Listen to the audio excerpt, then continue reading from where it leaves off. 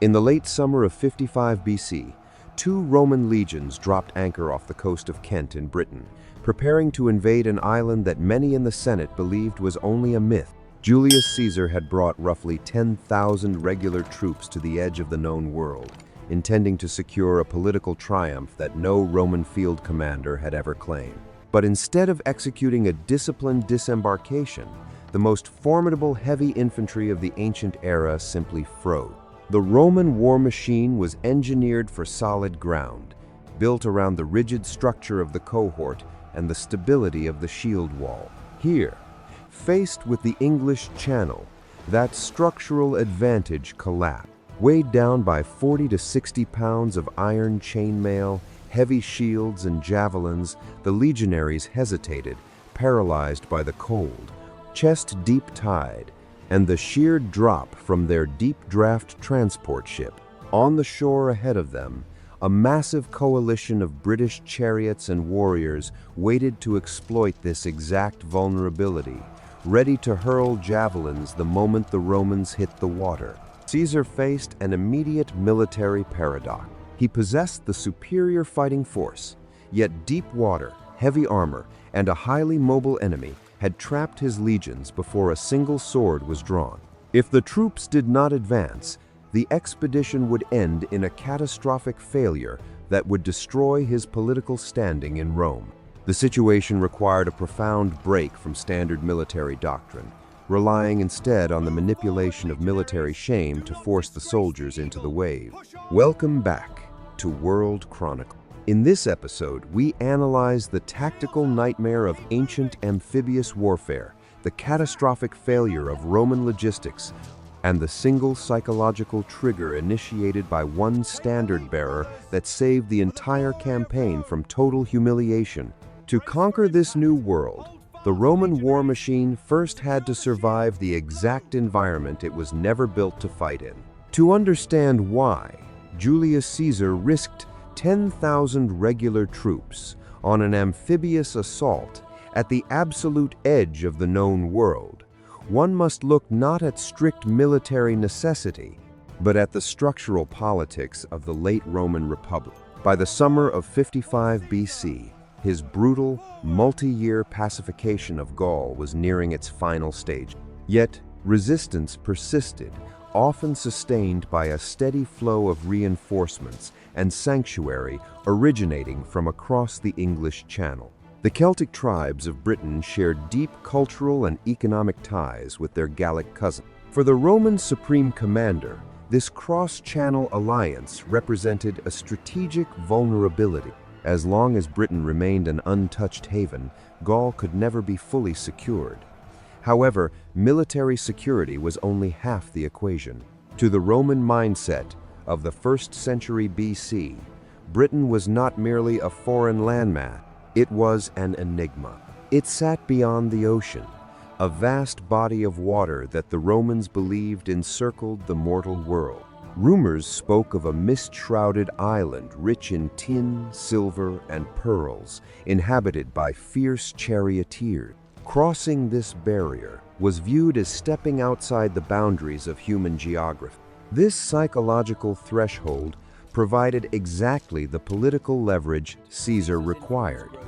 In Rome, political survival dictated military strategy. Caesar's immense popularity among the plebeians and his growing wealth had alienated his conservative rivals in the Senate. To maintain his dignitas, encompassing his standing, honor, and political momentum, he needed a propaganda victory of unprecedented scale.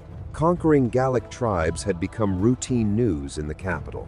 A campaign to a mythical island beyond the ocean, however, would electrify the Roman public and outmaneuver his political enemy.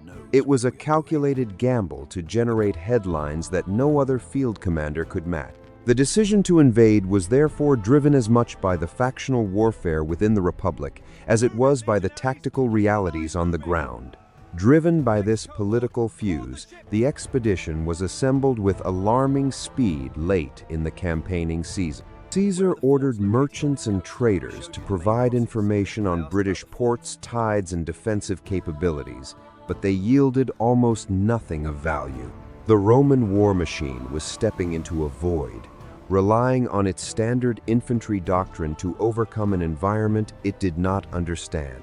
The intelligence gathered for this unprecedented operation was dangerously incomplete, setting the stage for a logistical disaster before the first sword was even drawn. The logistical reality of moving 2 Roman legions across an unpredictable ocean quickly exposed the haste of this operation. At Portus Itius on the Gallic coast, Caesar assembled a fleet of roughly 80 transport ships to carry the heavy infantry of the 7th and 10th legions. These were not specialized landing craft, but requisitioned merchant vessels with deep drafts, designed for hauling cargo rather than executing rapid amphibious assault. Furthermore, the expedition was immediately crippled by a failure of coordination. An additional 18 transports designated for the Gallic allied cavalry were harbored at a separate port, several miles up the coast. These vessels were pinned down by contrary winds and failed to link up with the main armada. Despite this fractured state, the advancing season and the political imperative to cross dictated that the supreme commander could not delay. Shortly after midnight in late August of 55 BC, Caesar ordered the main fleet to set sail into the dark, leaving explicit orders for his mounted troops to board their ships and follow as soon as the weather permitted. This staggered departure fundamentally compromised standard Roman military doctrine before the fleet even reached the halfway point. In ancient warfare, a field army without its cavalry contingent is effectively blind and entirely stripped of its operational initiative. Mounted units were required for screening the infantry advance, securing foraging routes in hostile territory, and most crucially, running down a broken enemy to turn a tactical retreat into a decisive rout. By sailing without his 18 cavalry transports, Caesar committed his 10,000 legionaries to a foreign landing where they would be anchored to a static defensive posture. The English Channel, an environment notorious for its sudden squalls and violent tidal shifts, offered no clemency to Mediterranean sailors who were accustomed to calmer, tideless waters. The wind slowed the crossing of the heavy merchant ships, while simultaneously ensuring that the critical cavalry reinforcements remained trapped on the continent. As the night wore on, the 80 infantry transports lumbered across the strait, their progress dictated by the erratic northern currents rather than Roman engineering. The legionaries, confined in the cramped, swaying holds of the ships, endured hours of seasickness and disorientation. Caesar had planned for a rapid, overwhelming arrival, hoping to secure a beachhead before the local Celtic chieftains could mobilize a unified defense. Instead, the slow, highly visible passage of the Roman fleet granted the Britons ample time to track their trajectory from the shoreline. The element of surprise had completely evaporated in the cold winds of the Channel. When dawn finally broke over the ocean, Caesar's infantry reached the hostile shore, only to find the enemy was already waiting for them, looking down from an impregnable position. At approximately 9 a.m., the Roman vanguard approached the towering chalk cliffs of Dover, where the geographical reality of Britain immediately dismantled Caesar's invasion plan. The cliffs rose sharply from the narrow shingle shoreline, forming a natural fortress wall that offered zero tactical depth for an advancing army. Along the ridges, a massive coalition of British warriors and charioteers stood in formation, perfectly positioned to hurl javelins directly downward onto the exposed decks of the Roman transport. In ancient warfare, executing an amphibious assault is already one of the most complex maneuvers a military force can attempt. Attempting one beneath an elevated, entrenched enemy position is a mathematical death sentence. The deep draft merchant vessels could not approach close enough to the shoreline to allow a rapid deployment. Any legionary jumping into the water would instantly become a static target. The renowned Roman testudo, or tortoise formation, could not be assembled in the surf, meaning the troops would be slaughtered from above before a single officer could organize a counterattack. Recognizing the undeniable trap, Caesar issued the command to drop anchor and wait out the tide. For several tense hours, the Roman armada sat immobilized in the channel. The rhythmic groaning of the wooden hulls straining against their anchor lines underscored the vulnerability of the most feared heavy infantry in Europe, now effectively held hostage by a wall of rock and spear. During this forced delay, Caesar convened his legates and military tribunes aboard his flagship. He briefed them on the intelligence he had gathered and instructed them on the fluid, highly unpredictable mechanics of amphibious combat. He demanded that all orders be executed instantaneously upon his signal, bypassing the standard, slower chain of command required on land. By mid-afternoon, roughly around 3 p.m., the wind turned favorable and the tide began to shift in their direction. The Supreme Commander gave the signal to weigh anchor. The 80-ship fleet turned northeast, sailing parallel to the shoreline in an attempt to outflank the cliffs and locate a stretch of open, manageable beach where standard legionary tactics could finally be brought to bear.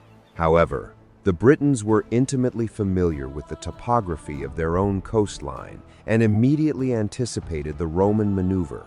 As the heavy transport ships lumbered roughly 7 miles up the coast, the British cavalry and charioteers simply pivoted and raced parallel to them along the ridgeline. This created a profound, sustained psychological pressure upon the Romans confined below deck.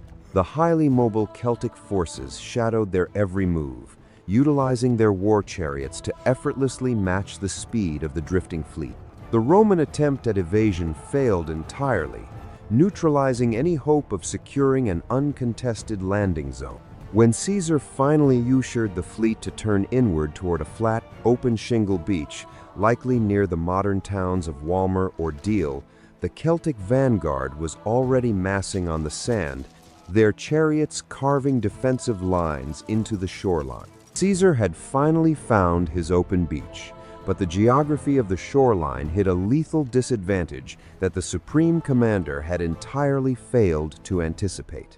That lethal disadvantage lay hidden beneath the surface of the tide. While the beach at Walmer appeared flat and open from a distance, the underwater gradient was exceptionally shallow. Caesar's requisitioned transport ships, built deep and wide to carry massive logistical payloads, struck the seabed much further from the dry sand than Roman doctrine allowed. They were grounded in the surf, leaving a vast expanse of open water between the wooden hulls and the shoreline. For a modern amphibious assault, this would be a minor obstacle. For an ancient heavy infantry unit, it dismantled the core mechanics of their warfare. To reach the enemy, the legionaries would have to vault over the sides of their grounded vessels and wade through the churning channel, completely exposing themselves to defensive fire before they could even form a battle line. The physical reality of this maneuver immediately triggered a tactical collapse. The standard Roman legionary in 55 BC was equipped with a bronze helmet, a heavy oval shield known as the scutum, 2 heavy javelins, a short sword, and a coat of iron chainmail called lorica hamata. In total, each man carried between 40 to 60 pounds of combat gear. When the order to disembark was shouted across the fleet, the soldiers who leaped from the decks plunged instantly into cold, chest-deep water. The sudden loss of solid footing on the shifting underwater gravel, combined with the crushing weight of saturated armor, turned the advance into a desperate struggle against drowning. The rigid structure of the Roman cohort, a system dependent on men locking shields, shoulder to shoulder in tight, synchronized ranks, disintegrated in the waves. The most disciplined military force in the Mediterranean was instantly reduced to a disorganized mass of isolated, struggling individuals. The Britons did not passively wait for the Romans to drag themselves onto the dry shingle. Recognizing the paralysis of the heavy infantry, the Celtic warlords seized the operational initiative. Because their forces were unburdened by heavy armor and intimately familiar with the coastal shallows, the British cavalry and charioteers rode directly into the surf. The horses splashed through the waves, closing the distance while maintaining a crucial height advantage over the half-submerged legionary. From this elevated position, the Britons unleashed a devastating barrage of javelin. When a Roman soldier attempted to raise his heavy shield to block the incoming projectiles, he lost his balance in the current. When he tried to brace himself against the tide, he left his unarmored limbs exposed to the Celtic missiles. The tactical asymmetry generated immense psychological pressure. The Roman war machine was engineered to fight on solid earth, where discipline and endurance could grind down any opponent. Here, trapped between the grounded transports and the shoreline, they could not close with the enemy, they could not deploy their javelins effectively, and they could not retreat without turning their backs to the Celtic cavalry. Recognizing the slaughter unfolding in the shallows, the men still aboard the transport ships began to hesitate. The momentum of the amphibious assault shattered. Veterans of the Gallic Wars, men who had previously broken massive continental armies without flinching, now stood frozen on the decks, refusing orders to jump into the water. Caesar's invasion was failing precisely where it was most vulnerable. The command structure was neutralizing itself as standard signals from the military horns were swallowed by the chaos of the ambush and the distance between the isolated ship. Without the 18 transports of Allied cavalry to flank the enemy and relieve the pressure, the infantry of the 7th and 10th Legions were entirely on their own, being systematically picked apart in the surf. The entire invasion force was paralyzed, bleeding out in the waves, until one unnamed officer made a decision that forced the hand of the entire 10th Legion. To comprehend the sudden shift in the Roman lines, one must understand the absolute religious and structural supremacy of the Legionary Standard. The Aquila, or the Silver Eagle, was not merely a rallying flag used for battlefield signaling. It represented the living soul of the Legion, the embodiment of its collective honor, and its direct connection to the gods of Rome. To lose an eagle in combat was the ultimate military disgrace. A legion that allowed its standard to be captured faced extreme punitive measures, ranging from total disbandment to decimation, the systematic execution of every 10th man by his own comrade. The man entrusted to carry this standard, the Aquilifer, bore the heaviest psychological burden in the Roman army. He was the physical manifestation of the unit's dignitas. As the heavy infantry hesitated on the decks of the grounded transports, paralyzed by the British javelins and the churning surf, it was the Aquilifer of the 10th Legion who recognized that the tactical stalemate could only be broken by exploiting this deeply ingrained military conditioning. Standing on the prow of his transport ship, the unnamed standard-bearer observed the collapse of momentum. The commanding officers could not force the men into the water through standard orders, as the physical reality of drowning under armor temporarily outweighed the fear of standard discipline. Therefore, the Aquilifer bypassed the chain of command and weaponized Roman shame. Raising the heavy silver eagle high above his head, he loudly called out to the gods for favor, ensuring every man in his cohort was watched. According to Caesar's own accounts, the standard-bearer then shouted over the wind, commanding his fellow soldiers to leap down unless they wished to betray their eagle to the enemy. Without waiting for authorization, he threw himself over the side of the wooden hull and plunged straight into the chest-deep water, wading aggressively toward the British lines with the Legion's most sacred artifact held aloft. This was not an act of blind heroism. It was a calculated tactical manipulation of legionary psychology. By placing the eagle in immediate, fatal jeopardy, the Aquilifer stripped the heavy infantry of their choice. The men of the 10th Legion were abruptly trapped between two terrors: the physical danger of the Celtic cavalry plunging into the surf, and the inescapable, eternal disgrace of returning to Rome as the men who watched their eagle fall. In the brutal social hierarchy of the Roman Republic, the preservation of honor was structurally enforced above individual survival. The psychological pressure of this military shame shattered their paralysis. A single cohort shouted to one another that such a profound disgrace could not be permitted, and the soldiers nearest to the standard vaulted off the sides of the ship crashing into the freezing water to form a desperate protective ring around the aquifer. The psychological contagion spread rapidly across the fleet.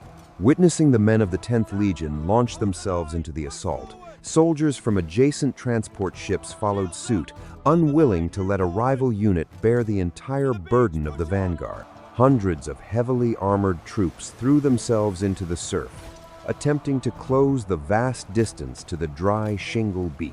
Yet, while the mental paralysis was broken, the environmental and tactical disadvantages remained utterly lethal. The Roman forces had regained their forward aggression, but they could not establish a cohesive battle line in the tide.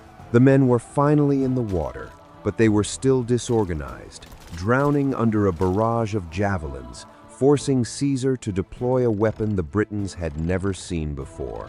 Observing his heavy infantry being methodically picked apart in the surf, Caesar executed a rapid tactical pivot. He ordered his lighter, oar-powered war galleys to immediately detach from the lumbering merchant transport. Unlike the deep-draft cargo vessels, these galleys were highly maneuverable and could navigate much closer to the shoreline without grounding. Commanded by seasoned naval officers, the galleys rowed sharply to the right, positioning themselves directly on the exposed, unshielded flank of the British forces. This maneuver was designed to project concentrated force into the dead zones where the struggling legionaries could not reach, utilizing the ships not as transports but as floating weapons platforms. Once in position, the Roman galleys unleashed a dense barrage of covering fire, deploying a weapon system completely foreign to the mechanics of Celtic warfare: ship-mounted torsion artillery. The decks of these specialized warships were equipped with scorpions and light ballistae, complex siege engines engineered to fire heavy, iron-tipped bolts with lethal precision over long distance. Supplementing this mechanical artillery were formations of auxiliary archers and slingers, who now possessed a stable, elevated platform from which to target the British charioteers maneuvering in the shallows. The sudden synchronized mechanical crack of tightly wound torsion springs, releasing their payloads, cut through the chaos of the surf, instantly transforming the tactical geometry of the beachhead. The Romans had effectively brought mobile siege warfare to an amphibious landing. For the British warriors, the technological disparity was immediate and devastating. They were accustomed to localized skirmishing and hand-to-hand combat, not mechanized suppression fire delivered from the sea. The sheer velocity of the artillery bolts shattered chariot chassis and tore through unarmored cavalrymen with a kinetic force that standard javelins could not match. Furthermore, the strange, aggressive design of the Roman war galleys, driven by synchronized oars rather than wind, inflicted a profound psychological shock on the Celtic line. Unprepared for this sustained, long-range bombardment, the British vanguard lost its forward momentum and was forced to pull back from the water's edge to escape the concentrated kill zone. This localized retreat provided the precise window of opportunity the Romans desperately required. Relieved of the relentless downward pressure from the Celtic javelins, the scattered groups of legionaries pushed through the final stretch of water and finally planted their boots onto dry shingle. The moment the heavy infantry reached solid earth, the structural advantages of the Roman war machine were instantly restored. Centurions issued rigid commands, and the isolated, exhausted pockets of men rapidly coalesced back into their standard tactical unit. The interlocking shield wall, the impenetrable line of heavy wooden scuta that defined Roman continental dominance, was methodically assembled on the sand, entirely neutralizing the British mobility advantage. Once the shield wall was formed, the chaotic skirmish transformed back into a conventional infantry engagement. With their defensive line secured, the 7th and 10th Legions transitioned from a desperate survival posture into a coordinated offensive charge. Advancing in disciplined ranks, they drove the remaining British forces off the beach and routed the Celtic infantry. However, the operational victory was fundamentally incomplete. Standard Roman military doctrine dictated that a retreating enemy must be immediately run down by cavalry to prevent them from regrouping. Because Caesar's 18 cavalry transports were still pinned down by contrary winds off the coast of Gaul, the Roman field army remained completely blind and immobile beyond their immediate beachhead. Without mounted units to screen the advance or chase down the broken Celtic lines, Caesar's heavy infantry could only watch as the surviving British warriors escaped to fight another day. The supreme commander was forced to halt the advance almost as soon as it had begun, anchoring his army into a static defensive posture on the coastline. Acknowledging their temporary tactical disadvantage against the entrenched legions, the local British chieftains dispatched envoys to the Roman camp within days, offering hostages and suing for peace. Caesar accepted the terms, believing he had successfully pacified the immediate coastal threat and secured his foothold. The beach was secured, and the Britons had seemingly capitulated, but Caesar's victory was an illusion, and the real enemy was gathering just offshore in the dark. The fragile peace negotiated on the beachhead lasted exactly 4 days. Just as the 18 delayed transports carrying the Gallic allied cavalry finally appeared on the horizon, a violent gale swept through the English Channel, driving the mounted reinforcements back to the continent. But the wind was only half of the impending disaster. That same night, a full moon triggered a massive spring tide, a phenomenon entirely foreign to Mediterranean sailors accustomed to tideless waters. The Romans had drawn their lighter war galleys onto the beach and left their heavy merchant transports at anchor in the shallow. As the tide swelled and the storm surged, the anchored hulls were violently smashed together and dashed against the shingle. The structural integrity of the Roman fleet was methodically dismantled in the dark, the grinding of shattered timber echoing over the coastline as the expedition's only lifeline was erased. When dawn broke, the scale of the devastation paralyzed the command structure. A significant number of ships were completely destroyed, while the remainder were stripped of their rigging, cables, and sails, rendering them entirely unseaworthy. The strategic reality was immediately clear to every officer and legionary on the beach. Roughly 10,000 heavy infantrymen were now marooned on the edge of the known world. Because the invasion was designed as a rapid, late-season punitive strike, Caesar had ordered the legions to cross without heavy baggage or winter provision. There was no reserve grain in the encampment. The Roman war machine suddenly found itself fighting a mathematical certainty. Without ships to return to Gaul and without food to survive the impending winter, the expedition was facing total starvation. This logistical collapse did not go unnoticed. The British chieftains who had surrendered days earlier were still inside the Roman camp, observing the wrecked ships and the glaring lack of cavalry. They recognized that the strategic power dynamic had completely inverted. The Romans were no longer an overwhelming invasion force. They were prisoners of the geography, slipping away from the camp one by one under the pretense of returning to their tribes to gather hostages. The Celtic warlords secretly broke the truce. They began a rapid mobilization of their warriors and chariots, aiming to cut off Roman foraging parties and starve the legions into submission, ensuring that no foreign army would ever attempt to cross the channel again. Anticipating a betrayal but forced into action by dwindling rations, Caesar ordered the 7th Legion to leave the fortified camp and forage for supplies in the surrounding countryside. They located a large, unharvested grain field and set to work, breaking standard military formation to reap the wheat. It was the exact vulnerability the Britons were waiting for. Hidden in the surrounding woods, the Celtic forces launched a massive, coordinated ambush. They poured out of the tree line, striking the disorganized legionaries before they could assemble their heavy shields into a cohesive defensive wall. In this engagement, the British chariot tactics proved devastating against unsupported heavy infantry. The Celtic method of warfare operated on a system of extreme fluidity that completely bypassed Roman doctrine. The charioteers would drive rapidly along the Roman perimeter, hurling javelins to force the legionaries to raise their shields and break formation.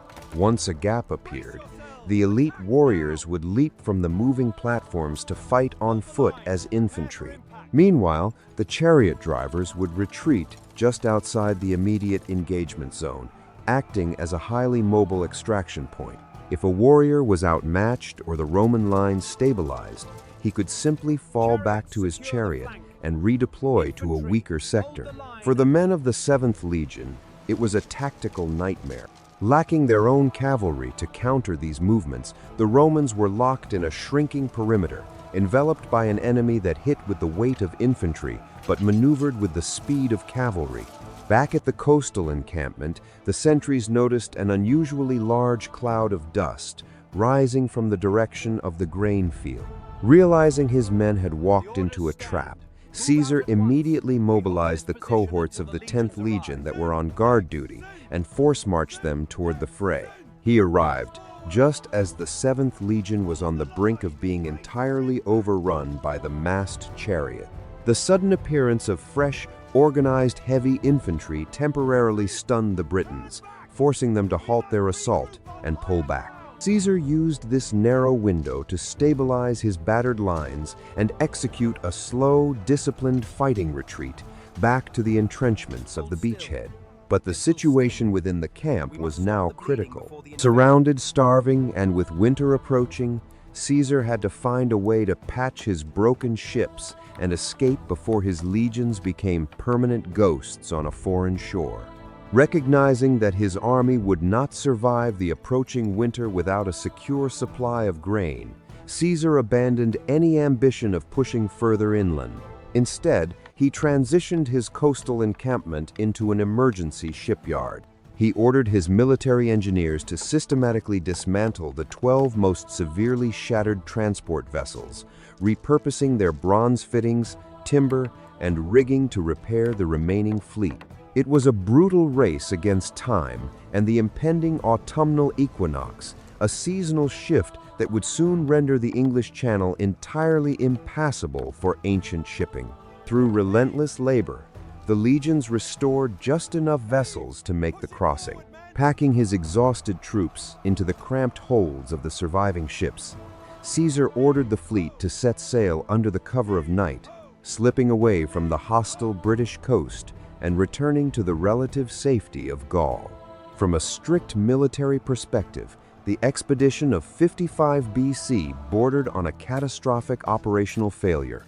The Roman army achieved no permanent territorial gains, established no winter garrisons, and extracted only a fraction of the hostages the local Celtic chieftains had promised. The campaign had brutally exposed critical flaws in Roman naval intelligence and demonstrated exactly how easily the disciplined cohort structure could disintegrate when stripped of its cavalry and thrust into a hostile maritime environment. However, the survival of Julius Caesar's career did not depend on holding British territory. It depended entirely on manipulating Roman perception. When his official dispatches reached the capital, the tactical near-disaster on the beachhead was immediately overshadowed by the sheer geographical audacity of the campaign. To the Roman populace, Caesar had not merely fought another border skirmish. He had marched their legions across the ocean and planted the Silver Eagles on a mythical landmass. The Senate, containing many of his fiercest conservative rivals, found itself completely outmaneuvered by this massive surge in public fervor. They were politically compelled to declare an unprecedented 20-day supplicatio, a public Thanksgiving festival, in his honor. The operation secured exactly the political capital and dignitas Caesar needed to isolate his enemies in Rome. Furthermore, the tactical nightmare in the shallows of Kent provided a vital strategic blueprint for the future. The Roman war machine absorbed the bitter lessons of its own near destruction. When Caesar returned the following year in 54 BC, he did not rely on requisitioned deep-draft merchant ship. Instead, he engineered a massive fleet of specialized, shallow-draft landing craft built specifically for amphibious assault, accompanied by the thousands of cavalrymen he had lacked during the first attempt. While Britain would not be permanently annexed into the empire until the massive invasion ordered by Emperor Claudius in 43 AD, the structural foundation for that conquest was laid in the freezing surf at Walmer. Caesar did not conquer the island in 55 BC, but he shattered a profound psychological barrier, proving to the Republic that the absolute edge of the world could be breached. Thank you for watching. If you want to continue exploring the tactical decisions and political maneuvers that shaped the ancient world, please subscribe to our channel to relive the great chapters of history together.